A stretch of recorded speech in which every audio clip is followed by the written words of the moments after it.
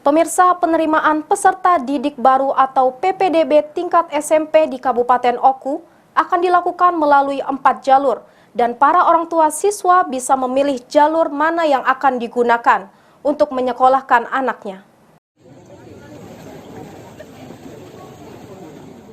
Penerimaan peserta didik baru atau PPDB di Kabupaten Oku segera dibuka dengan dibuka melalui 4 jalur, yaitu jalur zonasi, afirmasi, perpindahan orang tua, dan jalur prestasi. Menurut PLT Kepala Dinas Pendidikan Kabupaten Oku Alfarizi, para orang tua calon siswa dapat menggunakan 4 jalur tersebut saat akan mendaftarkan anaknya nanti.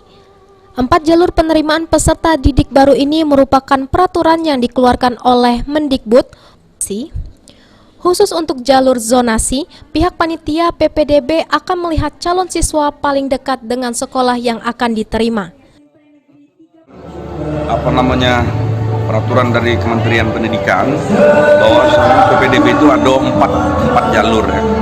Pertama jalur zonasi, kedua afirmasi, ini untuk anak-anak yang tidak mampu, ketiga perpindahan orang tua, keempat jalur prestasi.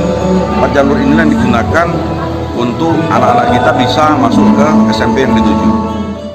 Pendaftaran sendiri menurut Alfarizi baru akan dibuka dalam waktu dekat. Saat ini siswa kelas 6 SD di Kabupaten Oku baru saja menyelesaikan ujian akhir. Ari Pranika, PAL TV.